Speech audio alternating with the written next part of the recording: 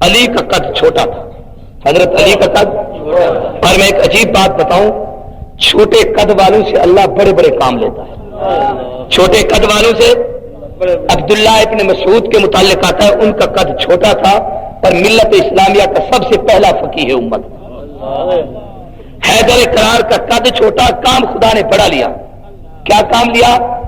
مجدد الفسانی رحمۃ اللہ علیہ نے ایک روایت نقل کی ہے کہ حضور اکرم صلی اللہ علیہ وسلم نے حضرت علی کو فرمایا تھا، علی من بعدی قوم، میرے بعد ایک ایسی قوم پیدا ہوگی جن کو رافضی کہا جائے گا، اور ان کا کام یہ ہوگا کہ وہ اللہ کے ساتھ شرک بھی کریں گے، میرے صحابہ کو گالی بھی دیں گے.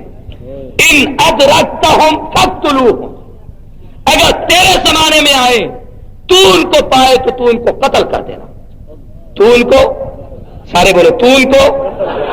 دیکھیں صدیق اکبر کے کارناموں کا انکار نہیں، فاروق اعظم کے کارناموں کا انکار نہیں، عثمان ابن عفان کے کارناموں کا انکار نہیں. جو منکر ہے وہ کافر ہے، جو منکر ہے وہ. لیکن علی کو اللہ نے ایک عجیب عظمت سے نوازا تھا کہ ان لوگوں نے علاقائی فتوحات کی تھیں اور حیدر کرار نے مذہب کی اس سرحد کو قائم کیا تھا کہ وہ لوگ جو علی کی الوہیت کے قائل حضرت علی کے سامنے آئے، حضرت علی نے پیغمبر کو اس فرمان کے مطابق ان بدماشوں کو ایک لائن میں کھڑا کر کے ان کی گردنیں قلم کر دی، ان کی گردنیں. اور دوسری سزا یہ دی کہ ان کو اٹھا کر آگ میں ڈال دیا، اٹھا کر. یہ علی کا فیصلہ ہے، غور کرنا، کہ جو صحابہ کا دشمن ہے وہ آگ میں جائے.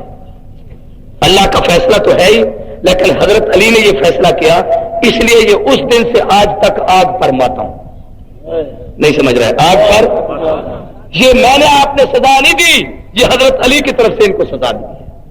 تو میں عرض کر رہا تھا کہ سیدنا علی کی شہادت کی بھی ایک عجیب مطابقت ہے.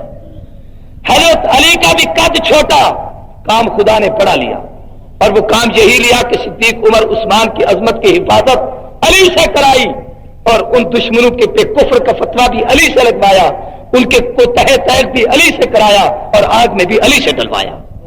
اور پھر آپ اس سے آگے چلیں تو آپ کو یہ بات بھی سمجھ آئے گی. تاریخ کی کتابوں میں آتا ہے، مفتی کفایت اللہ دہلوی رحمۃ اللہ علیہ قد چھوٹا تھا، فقیہ بہت بڑے تھے. مولانا الیاس رحمۃ اللہ علیہ قد چھوٹا تھا، کام وہ بڑا کیا ہے کہ پوری تاریخ گواہ ہے کہ تبلیغی جماعت جیسی عالمی تنظیم دنیا میں کسی نے نہیں دیکھی. تو حق نواز کا قد چھوٹا تھا، خدا نے کام بڑا لے لیا. نعرہ تکبیر، جب تک سورج چاند رہے گا، جب تک سورج چاند رہے گا، جب تک سورج چاند رہے گا. کسی نے کیا خوب کہا تھا کہ تیرا عاشق تو اے شمع پروانہ ہے، تیرا عاشق تو اے شمع پروانہ ہے، تیرے شعلوں سے کھیلے گا مر جائے گا، جان چھوٹی سہی تیرے پروانے کی پر بڑے سے بڑا کام کر جائے گا. چھوٹی جان والا وہ بڑا کام کر گیا ہے کہ بڑے دیکھتے رہے. شیخ الاسلام والمسلمین، حجت الاسلام، حجت اللہ علی الارض، حافظ القرآن والحدیث، حضرت درخواستی، اللہ ان کی قبر پر آسمان کے ستاروں سے زیادہ رحمت کمی برسائے. جو لوگ شیخ کے جنازے پر گئے تھے، حضرت بھی موجود تھے یا قادر سارے تھے، سب جانتے ہیں بھائی طاہر نے حضرت درخواستی پہ جو وہاں نظم پڑھی، یقین جانیے عجیب کیفیت تھی. 50,000 سے زیادہ اجتماع تھا اس جلسے میں، جو جامعہ عبداللہ ابن مسعود کا جلسہ ہوا، فاروقی صاحب کی آخری تقریر تھی.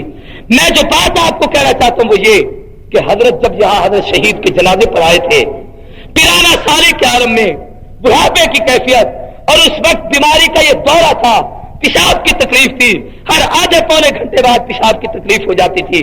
لیکن فرمایا مجھے اس حال میں بھی وہاں پر لے چلو کہ شاید اس کے جنازے کی اس نسبت سے اللہ تبارک و تعالی ہمارے حال پر رحم کر.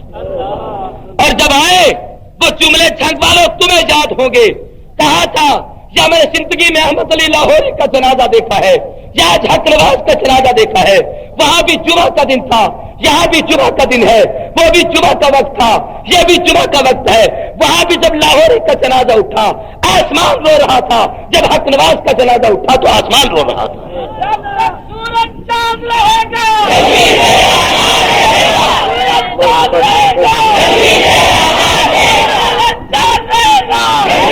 جامعہ محمودیہ کے گلشن چھنگوی کے اس عظیم الشان اجتماع کو سننے والوں، یہ بات دل کی گہرائیوں میں لے کر جاؤ کہ حق نواز شہید اکابر علماء دیوبند کے مشن کا صحیح امین تھا، خدا کی قسم، اور میں اس پر جتنا ناز اور فخر سے جملے کہوں کم ہے۔ آج کے دور میں جو نیا آدمی اٹھتا ہے، نئی تاریخ، نیا مورخ بنتا ہے، نئی سوچ سوچتا ہے، وہ اپنی تجدید کرنا شروع کر دیتا ہے۔ حق نواز میں یہ خوبی تھی کہ وہ اکابر کے مشن کا پاسبان تھا۔ ہر وہ بات اس نے کہی تھی جو عبد الشکور لکھنوی نے کہی، ہر وہ بات اس نے کہی تھی جو اکابر نے کہی، ہر وہ بات اس نے کہی جو رشید احمد گنگوہی نے کہی، ہر وہ بات اس نے کہی جو قاسم نانوتوی نے کہی تھی، ہر وہ بات اس نے کہی جو مجدد الفسانی نے کہی تھی۔